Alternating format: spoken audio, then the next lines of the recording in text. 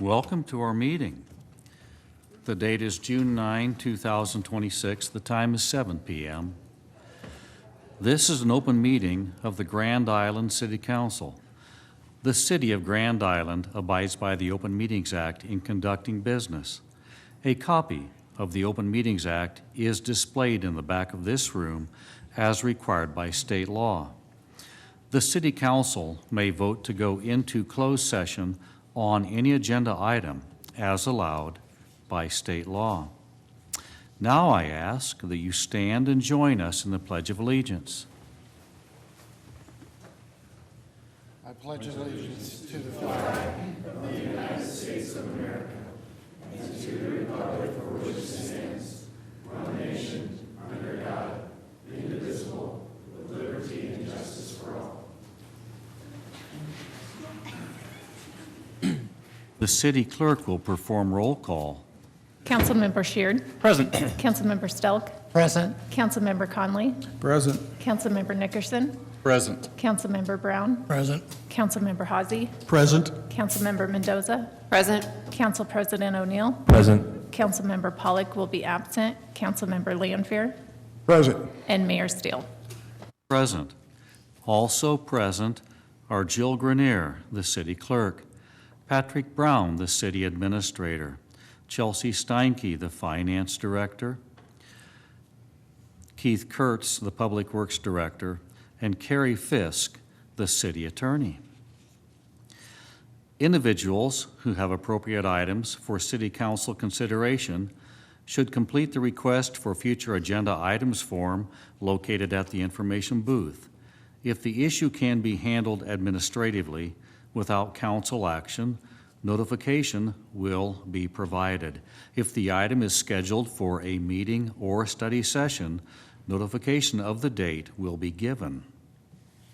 Council members, do you wish to remove any of tonight's consent agenda items?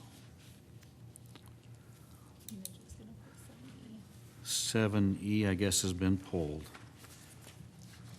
Any other items, council members?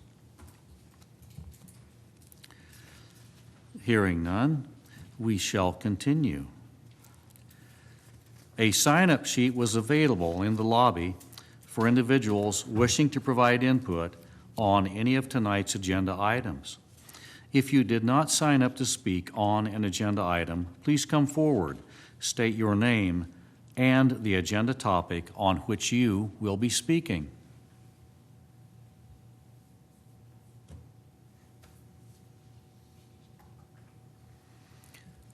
No one has come forward, so we shall continue.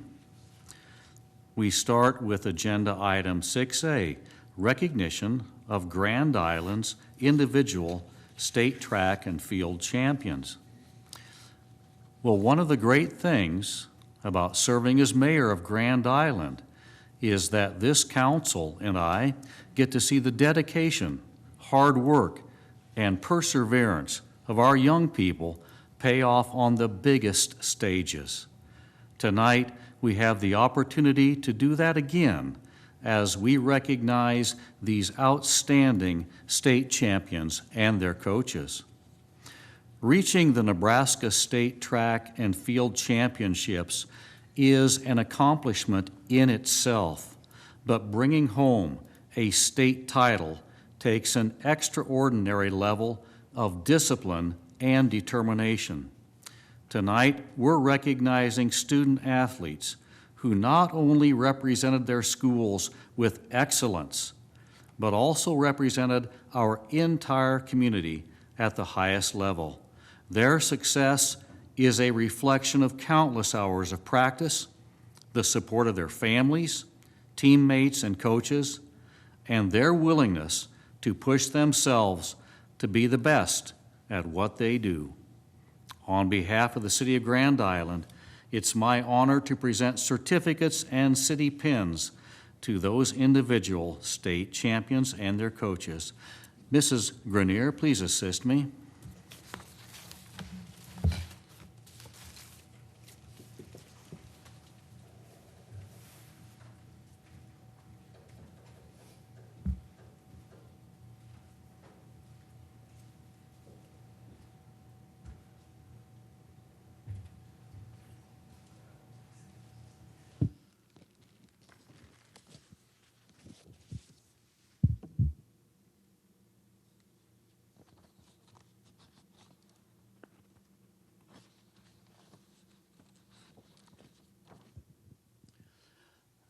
Good evening, everyone, and thank you for being here.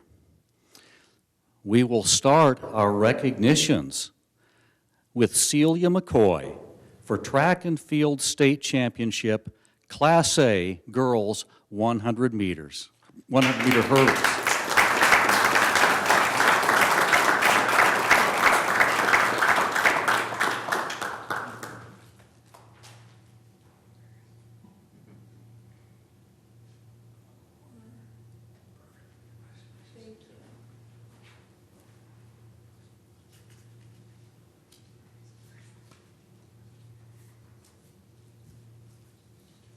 And the coaches, Kip Ramsey, head coach,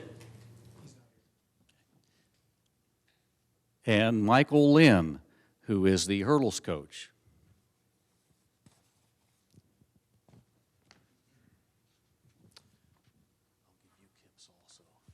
Congratulations.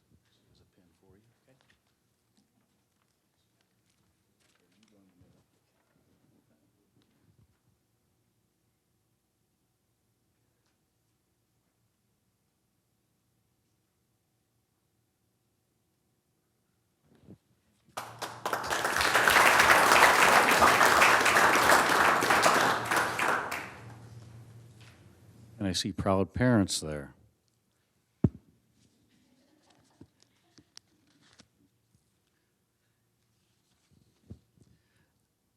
Next, we have a.Krafka for Track and Field State Championship, Class B Girls Pole Vault.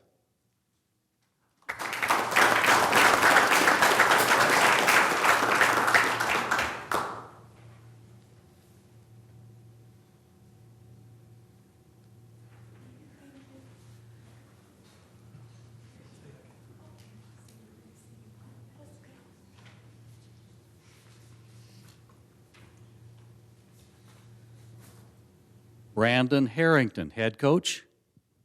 I'm not Brandon. But I'll take his certificate for him. I'll give you this. He's a Canada Washington. And also Dave McNeil, the pole vault coach, right? I have a busy job.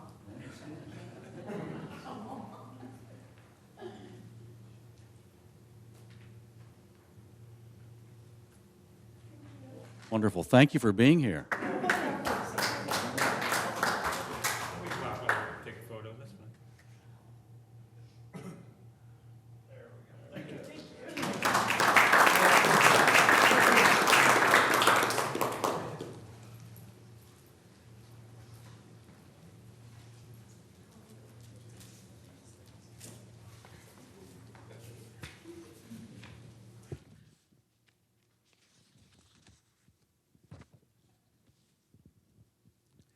And now we have a relay team, so I understand a couple can't be here tonight, but we have Thomas Schneider, Thomas Birch.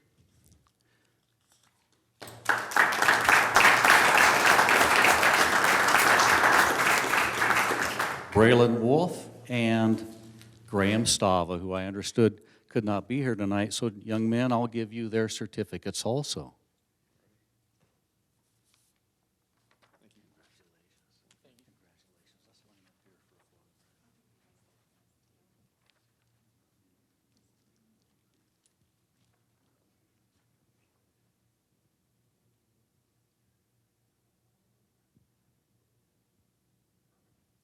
And are your coaches here? I'll just have you stay here because they're going to want to get a photograph too.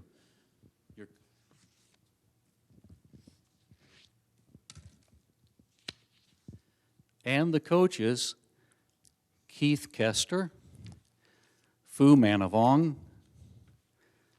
Kevin Mayfield, and Andrea Mack. I'll give you their certificates if you'd kindly deliver them. Congratulations. Thank you.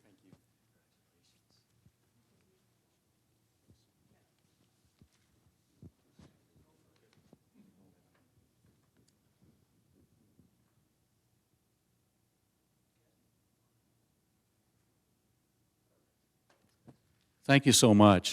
Wonderful.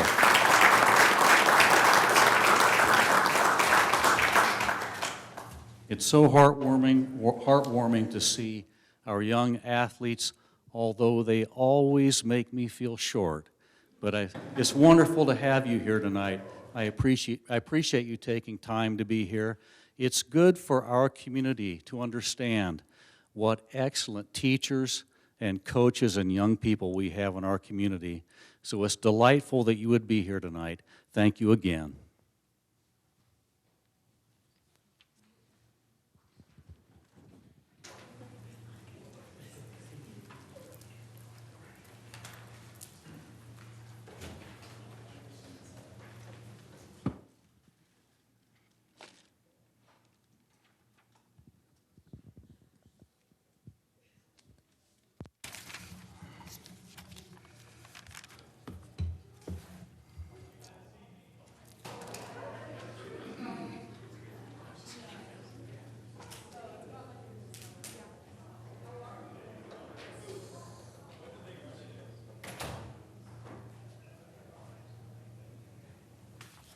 Our next agenda item is 6B, audit presentation of city financials by Tim Lenz of Creative Planning.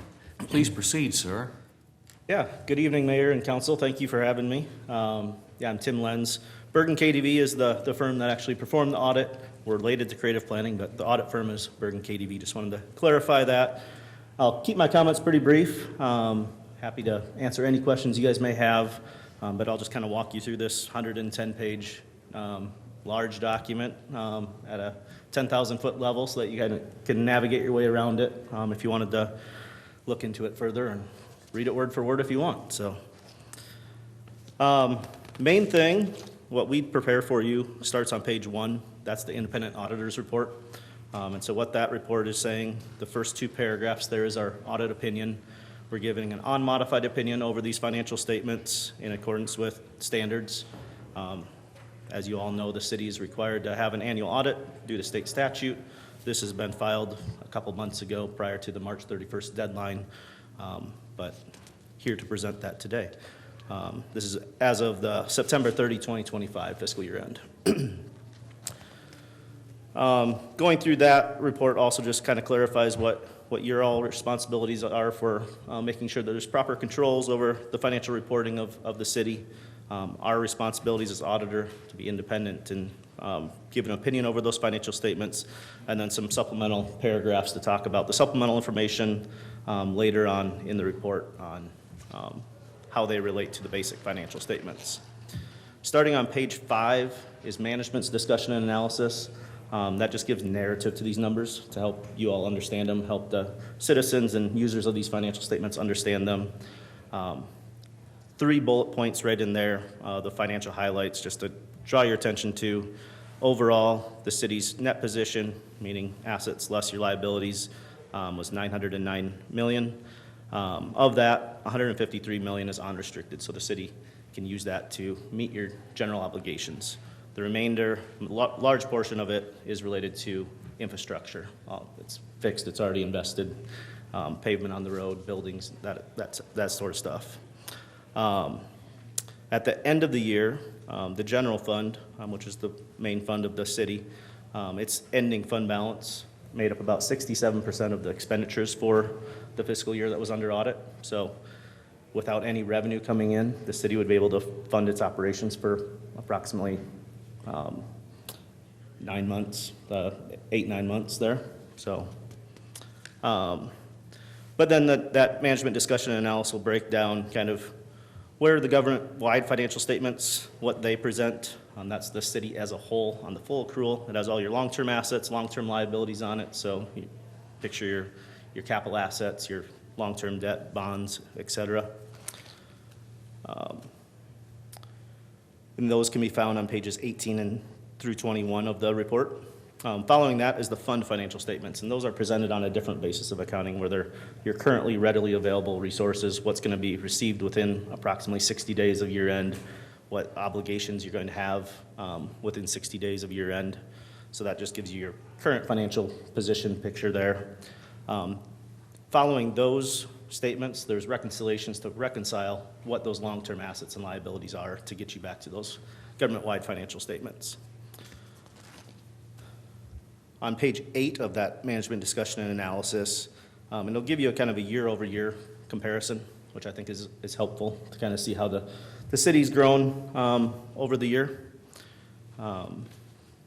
But if anybody has questions on numbers, I would refer you to that management discussion and analysis. It gives actually words to the numbers, and you don't have to decipher them. So following those basic financial statements gets into the notes to the financial statements. Those begin on page 35, and that will just give you narrative to how the city records different transactions. Gives you a little bit more detail behind the numbers. It'll give a listing of the long-term debt that makes up your debt. Gives you a little breakdown of what your capital assets are, and other important disclosures there. Following the notes to the financial statements, you get into some of your required supplementary information, that information that's required by standards. The main one that's probably of interest to you is the budgetary comparison schedules. So what those schedules, that starts on page 69, shows what your adopted budget was compared to your actual cash outflows, cash inflows. Happy to report one of our tests, we look for compliance with your budget, and happy to report that the city did comply with your adopted budget for the fiscal year ending '25. Following that is other required supplementary information to give more details on kind of some combining schedules to get to your non-major funds or your other combining schedules that are consolidated up on your basic financial statements. 2 other reports that we issue due to the city expending more than $1 million of federal funds. The city's required to have what's called a single audit. And so we do a sample of your federal programs based on an algorithm that the federal government puts out. And you can see all your federal funds in your schedule of expenditures of federal awards, which starts on page 98. A brief summary of all of that test is found on page 108. If anybody wants to know the overall results, the cliff notes of this audit report, I'd refer you to page 108. Again, it just states that we had an unmodified opinion over those financial statements. We did have one material weakness just due to material journal entries needing to be required to get the financial statements in the current presentation here. That's similar to what we had in '24, but I would say that the city's made strides forward. Even though it reads the same, you're in a better position. I think the finance department has learned a little bit there, and we're working with them to resolve that going forward. At the bottom of page 108, lists out those federal programs that were subject to the single audit. We had the Drinking Water State Revolving Fund, the Public Safety Partnership and Community Policing Grants, and the Emergency Operations Center Grant. So those 3 federal programs were subject to our compliance testing and internal control testing. I'm happy to report we had no findings on that. So clean report there. But that is the 10,000-foot level over these 110 pages. But happy to answer any questions, dive into numbers, talk all night, whatever you want to do. So. Thank you, Mr. Lenz. Are there any questions, council members?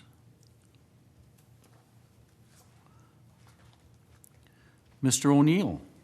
Just a quick question. So overall, you feel like there's pretty adequate segregation of duties in the finance department?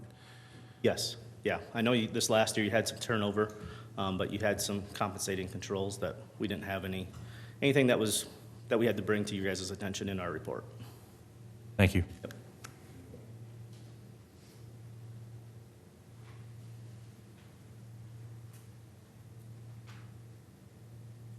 No one else has any questions, Mr. Lenz. Thank you for presenting tonight. Yeah, I appreciate you guys allowing us to help you with the process. Looking forward to working with you guys in the future and the new finance director as well. So, Thank you. thank you. Mr. Scheer, do you have a motion on the consent agenda? I sure do. I move that we approve the consent agenda items 7A through N, with the exception of E, which was pulled. Mr. O'Neill, I second that motion. any discussion? Please vote. Motion adopted. 7E, approving loan from state revolving fund loan for lead service line replacement. Good evening, Mr. Schmitz. Thank you, Mr. Mayor. I'll put together just a couple slides here to.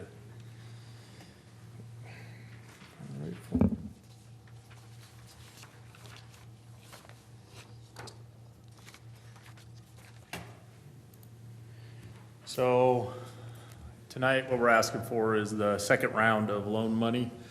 In 2023, we requested $4.5 million, which council approved us to move forward with. We received that $4.5 million. And in addition to our own crews working on this project, we went out for bids and awarded unit pricing bids to Myers Construction, who has assisted us through this process since September of 2024. Myers actually began work right after the winter when weather turned in 25. So far, we've discovered 895 services, and what that means is they will go down and hydrovac around the curb stop and look at both sides to see if there's lead on either side. And that's how we deduce if it's lead or not. So of the 895 that have been vetted, 532 were found to be lead, and we narrowed this down from the beginning to 3,000 potential services. So of those 3,000, we're finding about a 59.4% rate of lead of what's been discovered. To date, we've replaced 244 services, 178 by Myers and 66 by our water department. This is the area we're working in right now. It gives you an idea. You got Broadwell on the left, Vine on the right, 4th Street kind of near the bottom, and 17th Street near the top. And so the ones that say done are the zones that were completed last year, and you can kind of see the dates where they're working now. One of the corridors we're attacking here is 10th Street, so Howard School is unaffected for traffic here this fall. We want to get that corridor done. And we anticipate by the end, here's the other stats. So by the end of 2026, we anticipate we will have mowed through the whole $4.5 million original loan. We estimate we'll have made it through 400 service replacements at that time. We anticipate with now that the program's in full force, we can get through 250 services a year. That puts us about 2033 within the 10-year framework of the project. There's about 1,750 services if we go at the same replacement rate, roughly.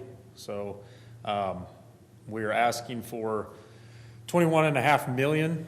Now, of that $21.5 million, if we were to get the whole thing, which is not highly likely, the state has already stated to us that the likelihood is maybe a third of what we request that we can get at this time. But we're going to make the full request to finish the program, so it's there. Of that $21.5 million, if we were to get it, only $7.7 million would be repayable. The rest would be forgivable based on the rules of the program. So I guess tonight, what we're here for is to go after the remaining funds needed to finish out the program. Knowing that the state, we may have to come back and make another request because the state's coffers may not be able to allow for the full draw. And I will note that the repayment plan is at 0% interest rate over 30 to 40 years. There's two different buckets. So that's another thing. So even though we're repaying $7 million out of the 21, the interest rate we're paying on is 0 over 30 to 40 years. So that's all I have. I'll take any questions. You may get to that, but first, Mr. Brown, do you have a motion? Move we approve 2026-143. And Mr. Sheard. Thank you. I'll second that. Mr. Nickerson, discussion. Yes, thank you, Ryan, for an update. It's always good to see the progress being made here, and it seems like last year Myers was just knocking those out right and left, weren't they? Are they going to be on that same pace as 250? Seems like it'd be a little less than what they were hitting last year, but Oh, they were peaking at 15 services a week. That was the peak, and some of it's weather, some of it's situational on each site. I can tell you, they mobilized, I think, a week and a half ago, but last week alone, they knocked out 11. So they're moving along, and they've been a great partner in the process. Yeah, and again, I wanted to thank Gus. He's still part of it, I'm Oh, yeah. assuming. Oh, So yeah. he's kind of out ahead of everybody, trying to coordinate all this stuff. And believe me, there's a lot going on. And when they get to running fast, he's got to run a little faster to stay ahead and get all the customers lined up, because these guys are good, they're quick, and in many cases, they're in and out easily in one day. And and that's good for the customer, because we're not without water, so for very long at all, which is amazing. And we try to our crews stay ahead and do the hydrovac, so our guys are usually out ahead diagnosing the curb stops if they're lead on either side. And then Myers will sometimes have 3 to 4 services under construction at a time, depending on how many guys they have there that day. So yeah, it's been a real good partnership, and Gus is our pivot on everything, and it helps that he's bilingual too, so as we go into different neighborhoods, we're able to relay messaging clearly. Well, it's one of the programs that's a good program that the government is continuing to support, and through this loan process, it's working well. So thank you for the update, and it looks like you are making great headway here. Mr. Hossie. Thank you, Mayor. So Ryan, when we first started a couple of years ago at $4.5 million, this was kind of a smaller, I'll call it a smaller project. But with $21.5 million, it really caused me to take a look at what we're doing here. And of course, it's related to the ordinance that follows tonight, 10076. We're asking for basically a 25% rate increase. And the number one cause is this program. The lead service program was listed as your number one of the reasons.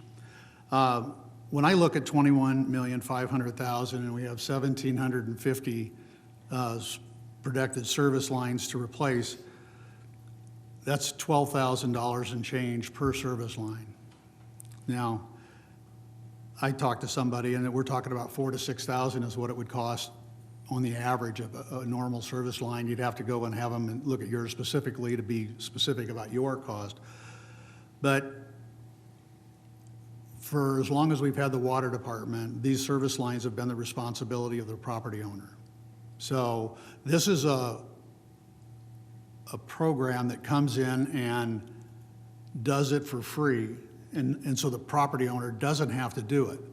But with the rate increase that we're looking at, it really is all of the ratepayers are going to be paying for this. And that's where I think I'm really going to draw the line here, and here's why. So when I look at this, whether it's $12,000 of a cost per service or $6,000, I don't know that it matters. When my mother-in-law, who lived on Cleburne, when her service line went broke and she was only getting paid $400 a month on Social Security, nobody came to her rescue. And this has been, if you buy a house that's this age, there's a lot of things that can go wrong with older houses, including lead pipes. So we put in lead pipes for a period of time, I think specifically around World War II, might have been the time frame, but I'm sure they used them before and maybe some since. We haven't used lead in a long time. But that's just part of the cost of any older property. So I think we've really kind of tipped the scale for me in that I like the free interest, the no interest, but the problem is you still got to pay back almost $8 million. Right. Even if you do it right. Well, that's like 100% of our gross revenue for a year. So we're talking about a 25%, three annual 8% increases over the next 3 years. And one of the main reasons is this program. I'm not for going out and picking those, because they probably have clay sewer tiles. They probably got other stuff. They probably have lead paint in their house. And these houses that are that age probably have lots of problems.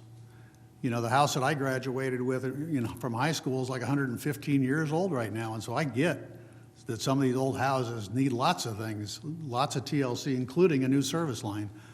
We've talked to people on replace, sewer lines. How do you go from a lift station to so the cost of owning a home anymore is pretty difficult. And this is one where I'm not so sure that I approve changing our policy where the owner is responsible for the service line cost to all of a sudden we're going to start paying, and everybody's going to have to start pitching in.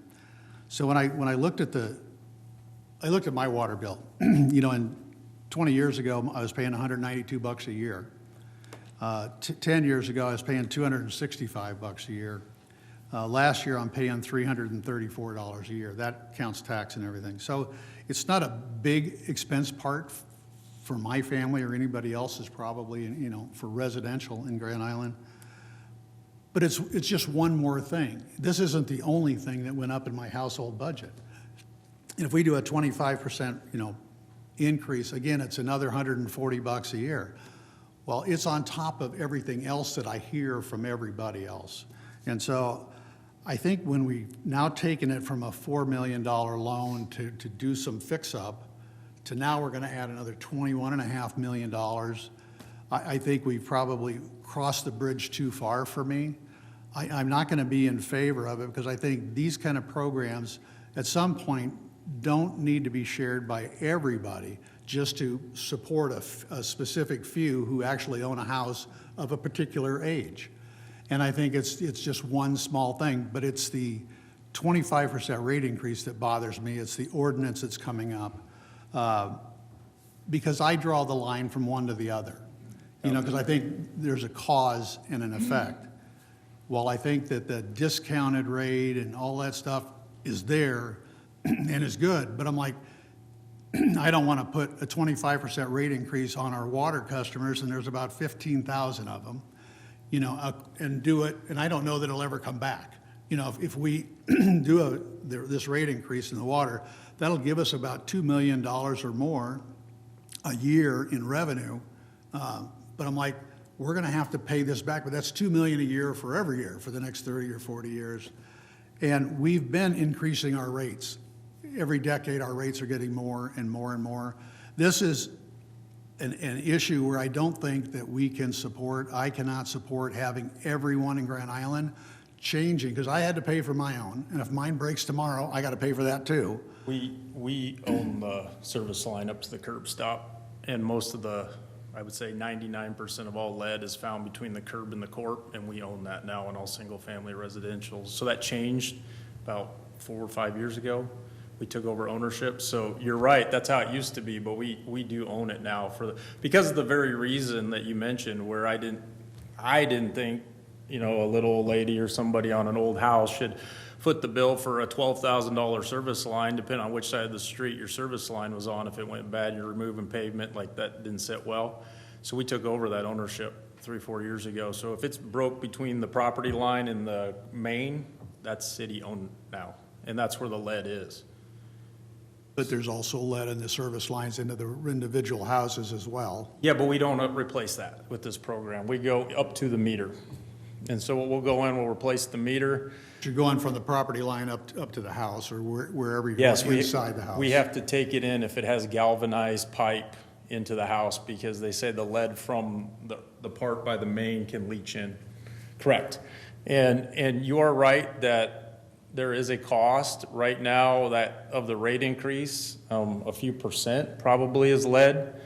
There's some other drivers that are more notable, I would say, and we're getting ahead, that's the next topic, but I mean, we have seen some drastic increase in admin services. We've seen still a jump in uranium, chlorine, those types of treatments.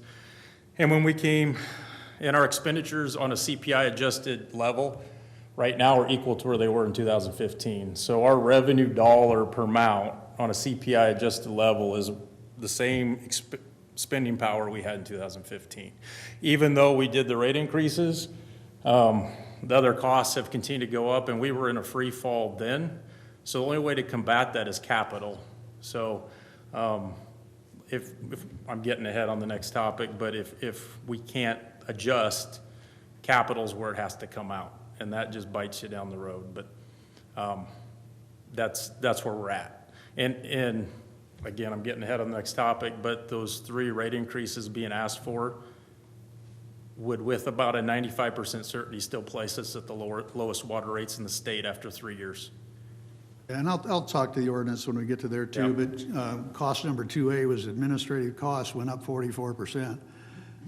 You know, and we'll talk about it then, but I'm going to vote no on this, and I'm probably going to vote no on the rate increase as well, and I'll talk more when we get to that ordinance. Mr. Nickerson? Well, Ryan, you need to help remind us that I thought this was a federal program with funding from the federal government. It is a federal program, and I don't think we can quit it. I think you have 10 years from the beginning till it ends. Lincoln's doing it, Omaha's doing it, Hastings is doing it, Kearney's doing it, everybody who has lead is doing it. And if we don't take the federal money, there's a high risk we're going to be funding it ourselves 100%. And what is our percent now with About assistance? 40%. We're funding 40%, government's, Yep. national government is doing, federal government's doing about 60%. Yes, so the federal Okay. government puts the funds in the SRF program for the state, and the state wheels those funds to the municipalities. Yes. Well, let's talk about lead for a second here. So I used our good friend Google just to talk about lead pipes and all that good stuff. And one of the reasons we don't want lead is because it's a potent neurotoxin that accumulates in the body and causes irreversible damage.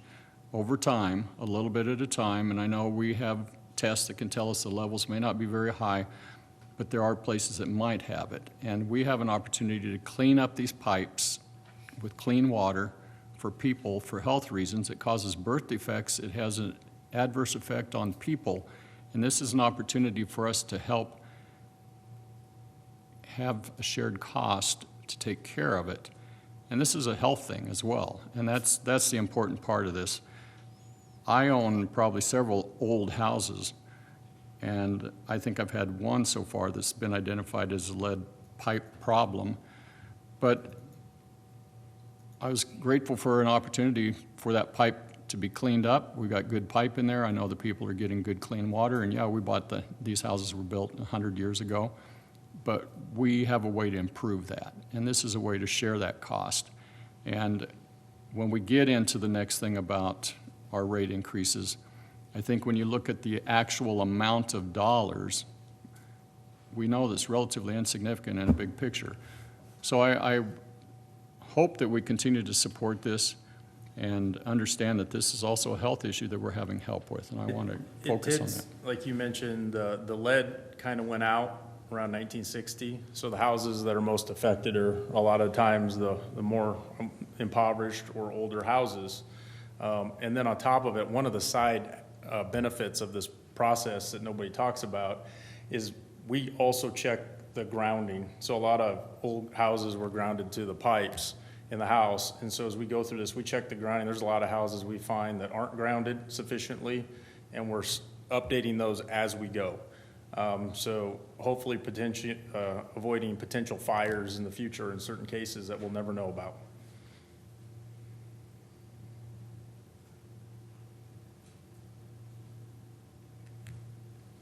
Mr. O'Neill? I'm glad you touched on the health aspects of it too, Mitch. And I grew up in Grand Island out on the west end of town, and it was a house at the time that was on a private well, and we had contaminated groundwater when I grew up. And, I was exposed to high risk of that as a child, and I actually took several tests as a teenager, young adult, to make sure I was okay, and I was told I even have a higher exposure of kidney issues due to some of that. I think if the city has lead pipe in there, we have an obligation to replace that if it's on the portions that we own as well, and I think it's very important that we're providing clean and safe water to our residents as well. Thank you.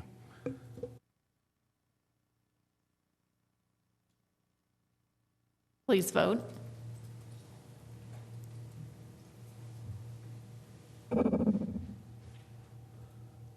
Motion adopted. Public hearings. 8A, public hearing on acquisition of permanent easements for State Street, Deers Avenue improvements. Good evening, Mr. Kurtz. Good evening. This item is referencing a acquisition of a permanent sidewalk and utility easement needed for the State Street project that we are currently working on. Public hearing is now open. Is there anyone that would like to speak on this item? If not, public hearing is now closed. Mr. Brown. Move we approve 2026 TAC 153. Mr. Lanfear. I second. Any discussion? Mr. Nickerson?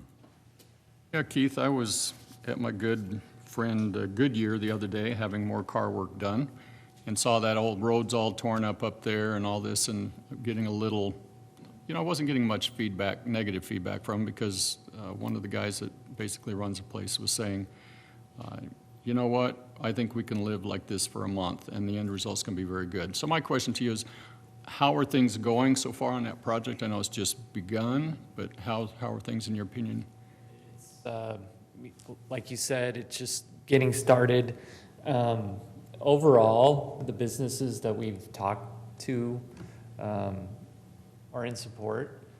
They all see a need for it. There's some concerns about how people are going to navigate once it's done and all of those kind of things. But for the most part, once we explain it, I think they realize that people are going to adjust and understand how things work. So overall, things are good. That first phase will be done hopefully around July. The next phase on the other side of the highway won't start till after July 4th. So that'll be done in the next portion of the project. So I think that's probably when the real disruption will hit. People on the other side of the highway on the east side are finding their way around, so to speak. So again, only being a week, it's going pretty good. So phase 2 is where the real work gets done. I mean, as far as all the barriers and the redirection and all that, correct? And that's roughly a 2-month estimate, because when it's all said and done, you were hoping it would be done by the end of August? I think it'll be a little longer than that. If we held back based on some business feedback until after July 4th holiday. So I hope it's getting close to done around school start. Dependent upon weather and all the things. One of the big hurdles that we're working on now or facing is the lead time on signal poles. We need a couple new signal poles for this project on 281 and at Lawrence Lane. And that is probably going to be a constraining factor as well. But we're working on methods to use the existing equipment until the new stuff is here.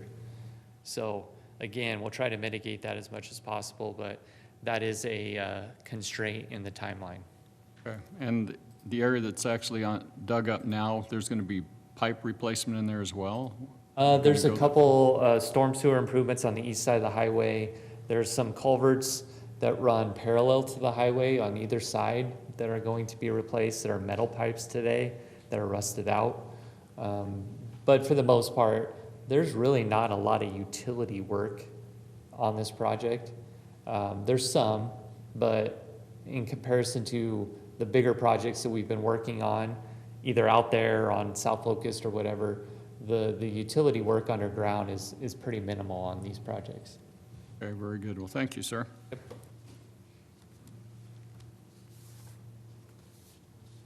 Please vote. Motion adopted.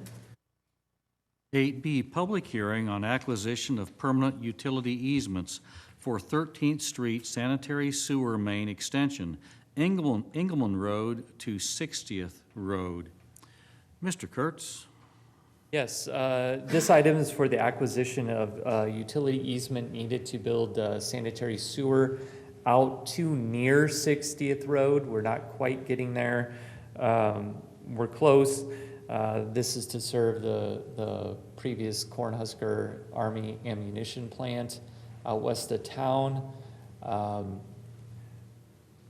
This project was funded in part by LB 600 funds through the state. They're covering 75% of the cost of the project. The remaining match is being covered by Hornaday. So these easements are needed to place the actual utility in, as well as temporary easement needed to construct the line. Public hearing is now open. Is there anyone that would like to speak on this item? If not, public hearing is now closed. Mr. O'Neill? I move we approve 2026-154. Mr. Lanfear? I second. Discussion? Please vote. Motion adopted. Ordinance 9A, consideration of approving rezoning Lot 2 of Sterling Estates 9th subdivision from RD Residential Development Zone to an amended RD Residential Development Zone to reconfigure the buildings and units permitted on the lot. Is there a motion to suspend the statutory rules? Mr. Lanfear? I move we suspend state statutory rules considering ordinance. And Mr. O'Neill? I second the motion. Any discussion? Please vote. Motion adopted. Please proceed, Mr. Nabity. Thank you, Mr. Mayor. The item before you this evening was heard at a public hearing at the meeting 2 weeks ago, and the ordinance was read on first reading. What you are considering this evening is Sterling Estates, that middle lot where they don't have anything right now. 10 years ago, their plan was to build 6 buildings there with a total of 90 units. They are now requesting to be able to build 4 buildings with a total of 120 units in that area. The Planning Commission did recommend approval of this, and you did have the reading on first reading 2 weeks ago. Deborah Klein was here representing the owners of the apartments at the meeting 2 weeks ago. They do have a representative from one of our local law firms here if you have any specific questions. I will try to answer those. Ben is back there and has said he would try to answer them, and he can get a hold of Zach Butts, their attorney who has been working with them on this, if we need to. Thank you.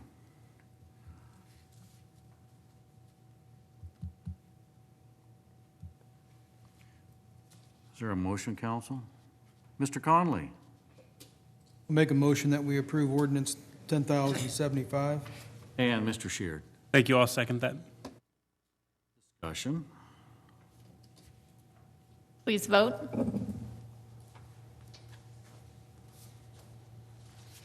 Motion adopted. 9B, consideration of approving water cost of service-based rates.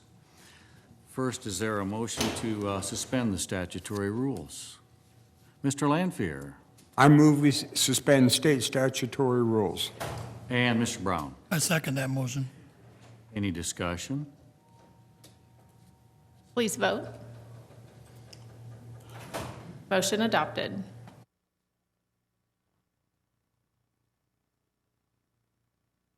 Presenter on this? I didn't know, I thought Ryan was going to introduce me. I'm sorry. If you want me to, I can go over those other slides.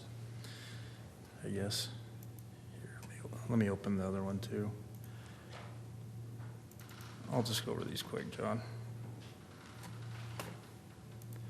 So I put these in the packet, but I can zip over them real quick. How does Grand Island compare presently? And I apologize that it's small up on the big screen. Currently, we have the lowest water rates in the state. And honestly, it's not even close. We're 8% below the number 2 entity. It's good to be low. If you get too low, it typically means you're not putting enough money into infrastructure. That's what it means. Because everybody's dealing with different variables, but at the end, there's a lot of commonalities. Here's our historic cost of water. So the cost of water in 2015 CPI adjusted is roughly equal to what it was today. There was a rate increase for the water tower back in 2017-18 era, and that has gradually sloped off until the recent rate increases in 24 and 25. This is our outlook right now without a rate increase. So when we came to rate increases, we were in free fall on cash, and basically the rate increases we put in helped pay for the unknowns that hit us after that study was done. We've added several positions to the admin suite that were not there at the time when we did the last analysis. Our rates for consumables continue to go up for uranium, chlorine, phosphates. And then the lead service program, honestly, took some cash to get our inventory up. We have to carry a higher inventory because of lead times and to keep the crews running. And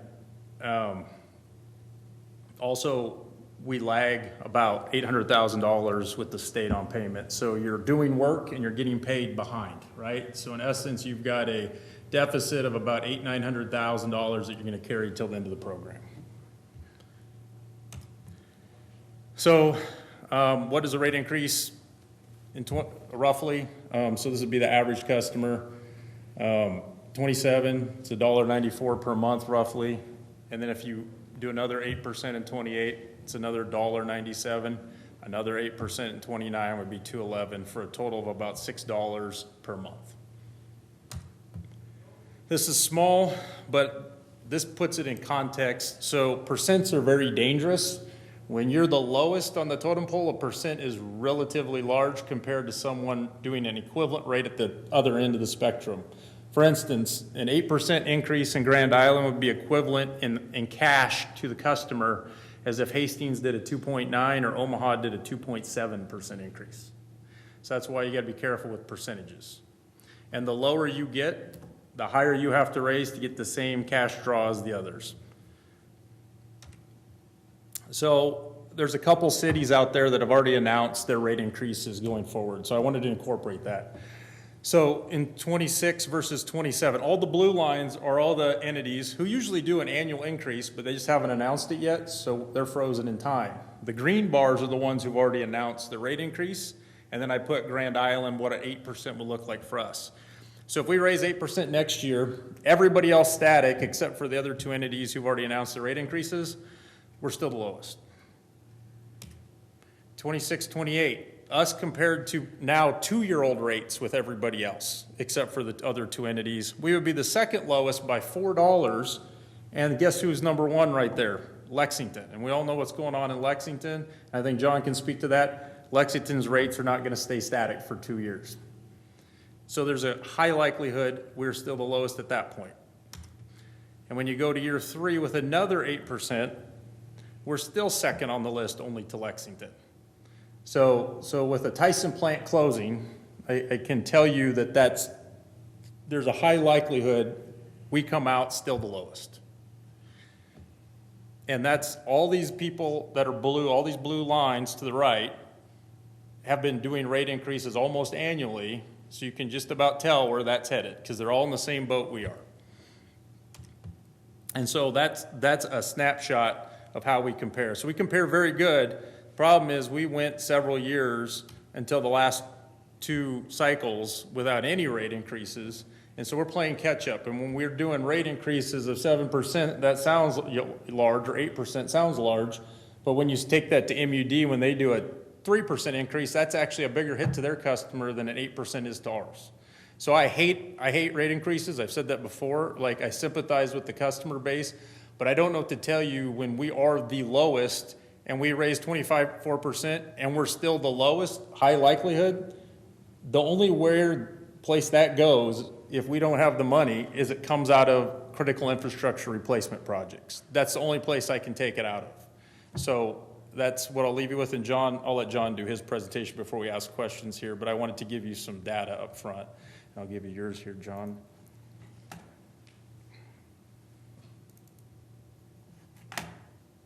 There you go. Mayor, members of the council, my name is John Kraske. I was just here a couple weeks ago, second time's the charm, hopefully, on this one. Although the weather outside is looking a little frightful. So I do appreciate the opportunity to be here to talk about this. I was talking to Ryan as you're getting ready for the meeting and saw all the track and field athletes and the applause and everything. Nobody ever does that for me. And I totally understand why. I don't like rate increases either. I want to make that absolutely clear. But I have an obligation as your consultant to go through the numbers. I'm relying on your numbers and your criteria with regard to cash reserves and telling you what the answer is in my professional opinion. So just quick overview. That's the presentation. It's the same one I gave on wastewater a couple weeks ago. I looked at the rates in 23, 24. At that time, yes, there were some rate increases implemented. Even with those rate increases, as Ryan said, your rates are still the lowest in the state. And there are some pretty significant increases in there as well. So I looked at water and wastewater at that point as well. Again, I went through the wastewater a couple weeks ago, so I'm not going to talk about that, but I do appreciate the opportunity to do both of them at the same time because so much of the data is common to both of them. Since the last study I did, yes, we had lead copper replacement in that study as well. I think you have some new estimates, as Ryan has talked about, on that. And I'm not speaking to the prudence of the program. I'm just looking at the numbers that your engineers and your staff and your outside consultants that specialize in that type of work have said you need to spend. So I'm not opining on that. I'm looking at, okay, if these projections come through and you get this much federal funding, this is what you have left to pay out of your own rates. So we had looked at updating those studies next year, but again, with some of the wastewater work that's going on, and again, those are long-term rate changes that are being implemented to fund growth on your system. And that's growth that all customers are paying for, whether they're causing the growth or not. Again, I think a lot of this capital is maybe dedicated to some older areas of the city, but there is some that's going to critical infrastructure in the newer parts of the city as well.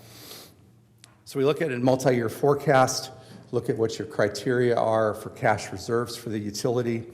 And if you don't do anything, if you leave rates where they are, you spend the money that you're budgeted to spend, you spend the capital that you're budgeted to spend, you're going to have a deficit of about $1.2 million, escalating to about $2.4 million by fiscal year 2030. Capital is the largest driver. There are general O&M cost escalation factors in there as well. Those are more typical of inflation. It's driven by the capital. And again, I'm not opining as to the need for that capital or who should pay for it, whether it's old customers versus new customers, because you can argue both ways. You could argue that the water tower should have been paid for by new customers because the old customers didn't need it. You could argue the opposite on the lead copper replacement. So nonetheless, regardless of who pays for it, your water system will be out of compliance with your minimum cash reserves unless you raise rates. I'm just going to pause there. Are there any questions on that? They may after they have a motion. Okay, understood. Okay, proposed rate plan. Yes, 8% a year for the next 4 years is what my recommendations are.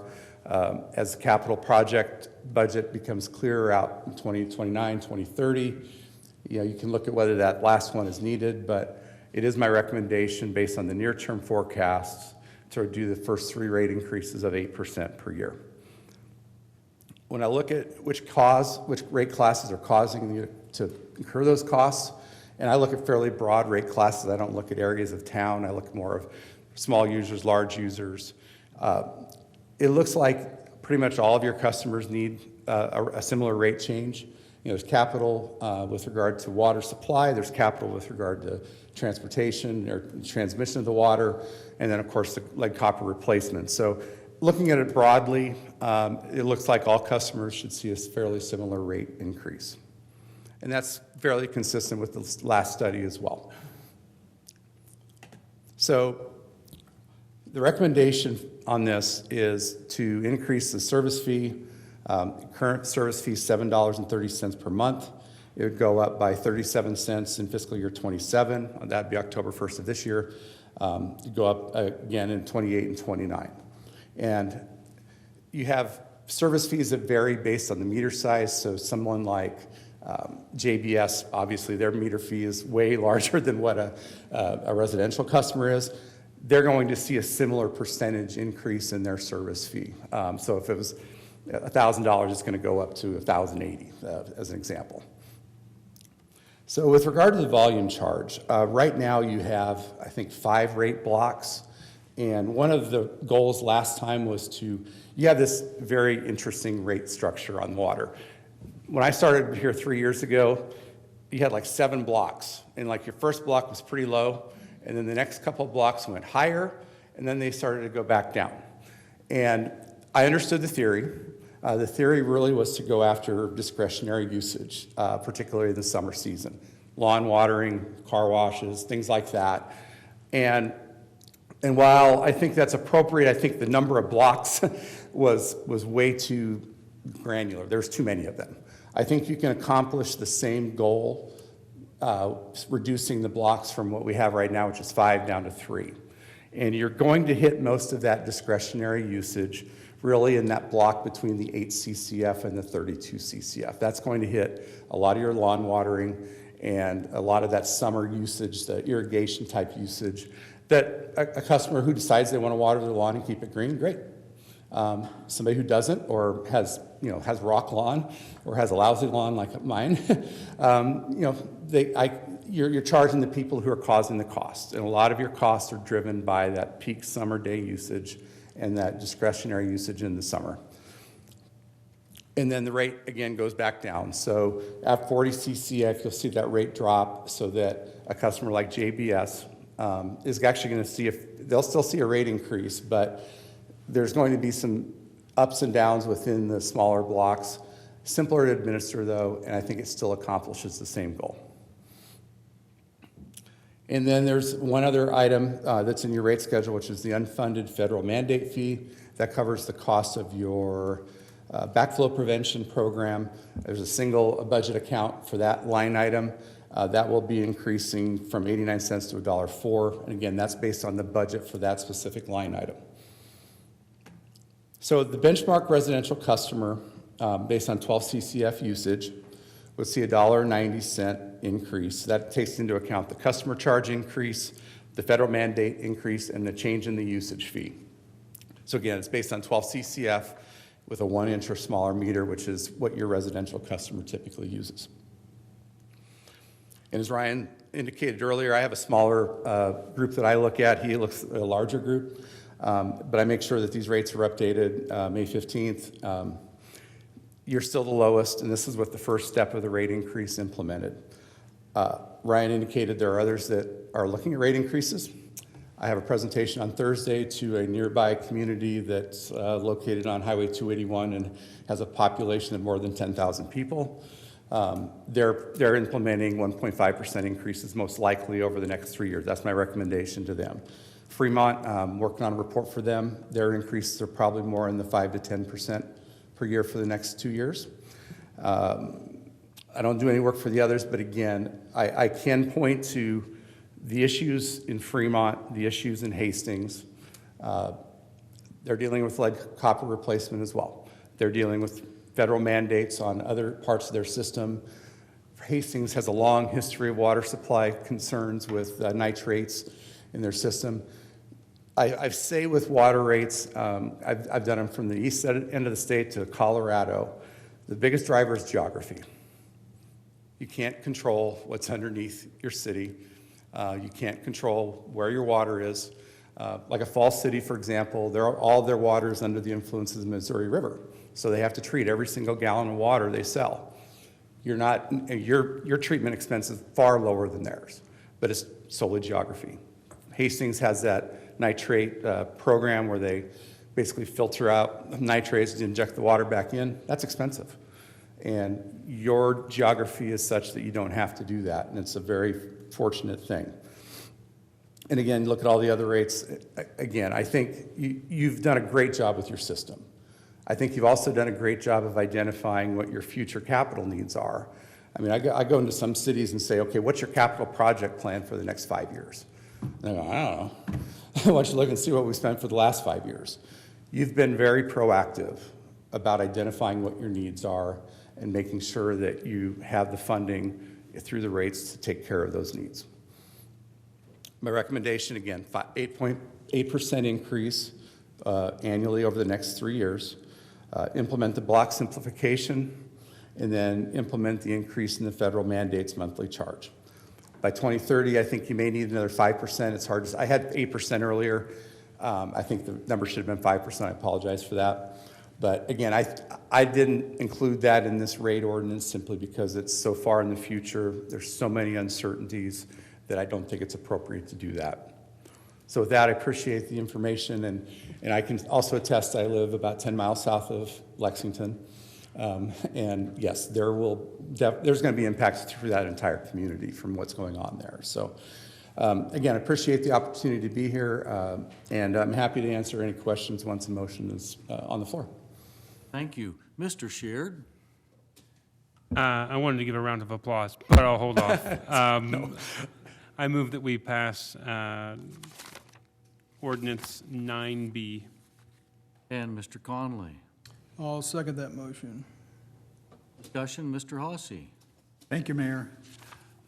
John, I think your numbers are right on. I mean, you and I have worked together for a long time, and I appreciate what you do. I think my question are about the numbers we give you, not the way that you look at those numbers. So when I looked at page 352 of our packet, this is our cash projections without a rate increase. Ryan, my question's probably on your end. About 5 years ago, the red line, their admin and operating expense was about $5 million. And then in 2025, it looks like it's 8 to maybe even 9 million. That's like a 60% increase in the administrative costs, just in the last 5 years. That's what the unsustainable part of this is we can't have these expenses. So I go to your agenda memo. The first thing was the lead service program. The second thing was under costs was administrative costs. So it says administrative costs are up 44%, largely due to the water fund sharing, the expansion of full-time employee positions in legal, HR, and city admin. So I'm like, whenever we hire another lawyer, whenever we help HR, all of this stuff comes back and translates into a rate increase. When you add people, this isn't free. Somebody's got to pay it. And so when I look at these things, and then I go down to the other costs, is you have dedicated 2 water department employees to work on this lead service program. So we have costs beyond the $8 million in that new loan we just approved in the resolution. We've got costs, just 2 people are working on this every day. And so this lead service program is significantly affecting our admin and operating costs. And so when I see a 60% increase in the last 5 years, that's what's driving it. And then when I look down on the usage, Ryan does a great job of looking at these statistics. Our usage is down 6% between FY23 and FY25. And currently this year we're down 2.5. So what happens for John's numbers is that because we're not, I see people not watering their yards. I got neighbors that don't water their yards because they have financial issues. They're not watering. So I'm like, I'm grateful when it rains because then the neighborhood looks a little bit better. So now we have to increase our rates by everybody else who's still watering their yard to cover the cost of people who are not watering their yard. So it's a very hard thing for me, and I'm not going to approve it. I understand it completely. I know where we're going. The problem I have is I have to point out these things so that when we make other decisions, that these things translate into rate increases for the water. And I'm sure the same is going to be true of other entities inside the city. It could be electric, could be sewer, it could be anything. But every time we make these decisions, they're not done in a bubble. And we see them bubble up here in the case of the water needs, another 25% increase.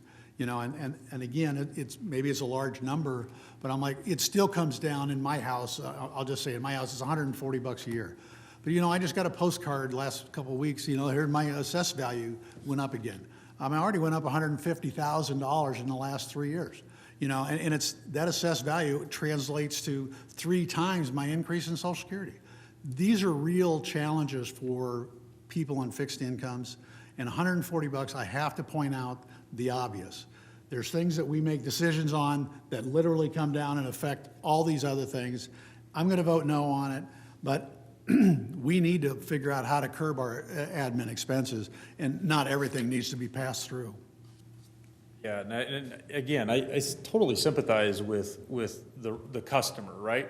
That's why we passed the ownership of the service line. Those are real things. The 2 FTEs do cater partly to lead. They were also partly needed, I'll be honest. They were positions that were needed for service work out there as well. We do operate a uranium treatment facility, which constitutes about 1/7 of our budget that other places don't have, yet we are the lowest yet. So I don't know how to compare myself other than to my peers as far as how we're doing with the financial resources you are giving us. And to operate 1/7 of our income gone to uranium treatment facility and still be the lowest by 8%, I feel like we're being good stewards of the city's money. Now with the administrative costs, what needs to be realized is water is about, I don't have it for me, $7.5 million, $8 million budget. And what's the city's overall budget? 350, 340? Maybe I'm wrong. Water pays 10% of legal costs, 10% of admin costs, 7% of HR costs. That's the share. It's not 10% of 350.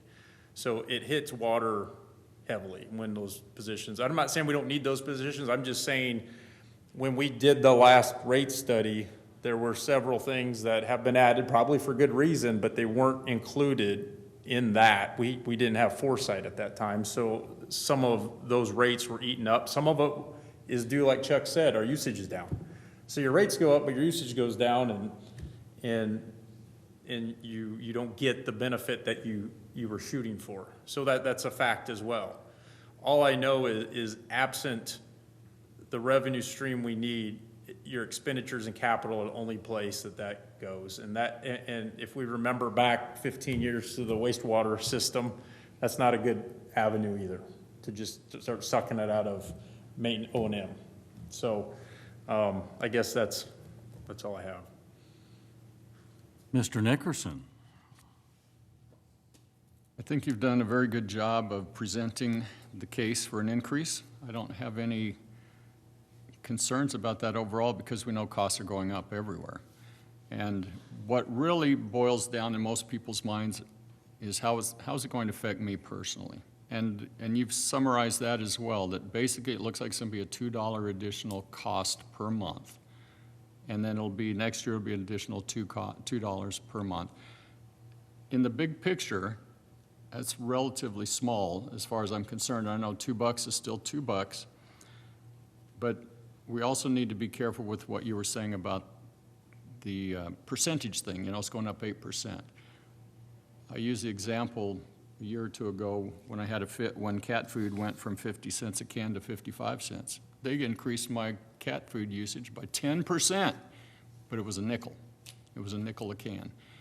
We are looking at 8% increase, but it's $2 a month. And with that $2 a month that we all share, we now have the ability to help fund the things that we need in the future. Now, costs of everything have gone up, so do you have any information off the top of your head, just some of the increases in equipment or materials that you've had to deal with lately? Because that's part of all of this as well, because that's part of that planning process. Anything come to mind? A lot of this, like I said, a lot of the stuff was in the last, through 2021, through COVID, that year or two after COVID, we saw inflation, skyrocket.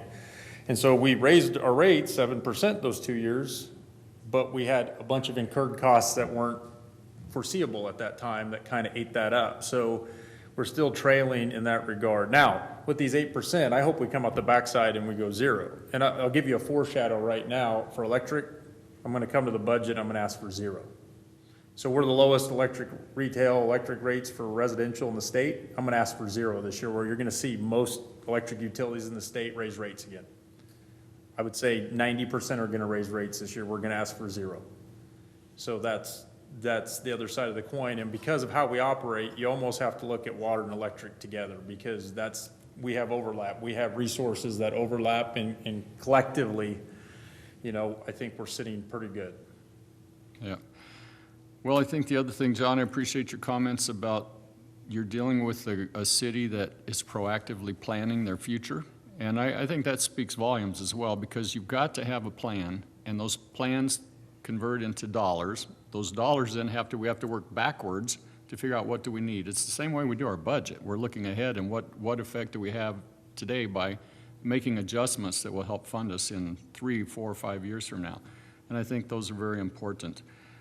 For me, water is an insignificant amount of money a month because we have a 2-person household, and I think my bill last month was $25. And in that $25 was the meter fee and all the other things that go into it. My actual water usage fee for the water itself was maybe $15, $10. So for me, it's not a big deal, but everybody's household isn't like mine. So they're probably get more than 25 bucks a month. But overall, in the big picture, we are in a very favorable position, and we do need to make those adjustments in order to fund the things that we need in the future. And so I think you've done a great job presenting the need tonight, and I will support it.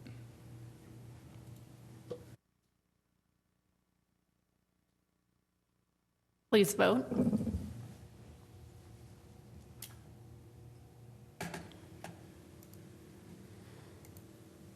Motion adopted.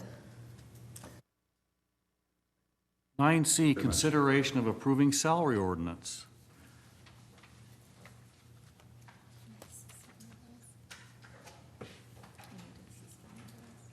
Is there a motion to suspend the statutory rules? Mr. O'Neill I move to suspend the statutory rules. and Mr. Lanfear. I second. Any discussion? Please vote.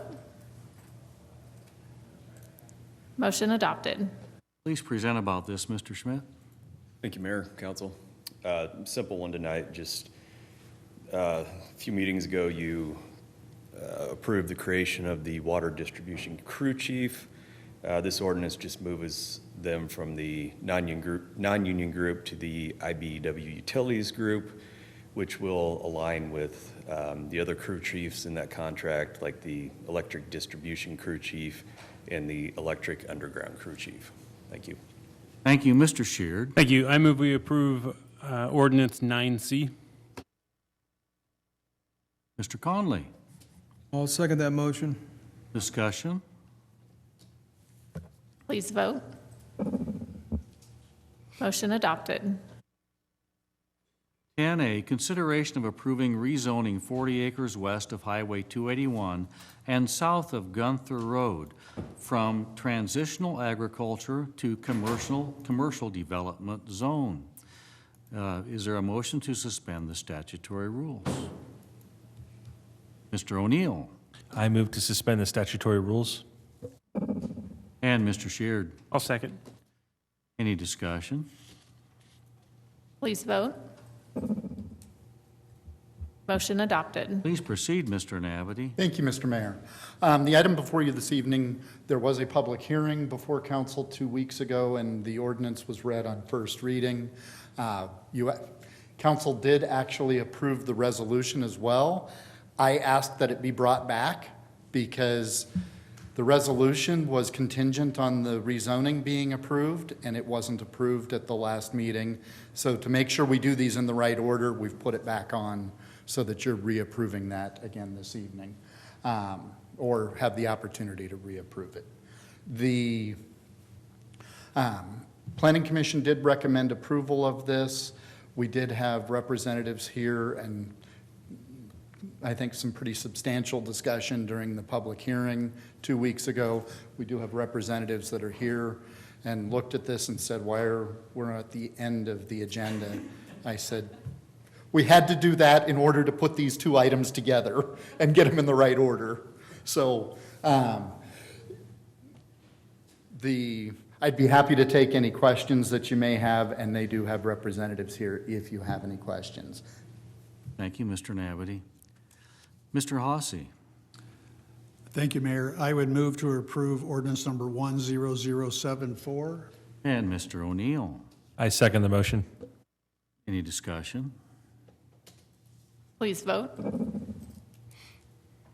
Motion adopted.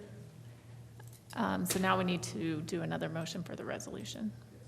And Mr. Hossie. Thank you, Mayor. I move to approve resolution 2026-139. And Mr. Sheard. I second. Any discussion? Please vote. Motion adopted. Thank you for your patience, gentlemen. We have completed our agenda. We are adjourned.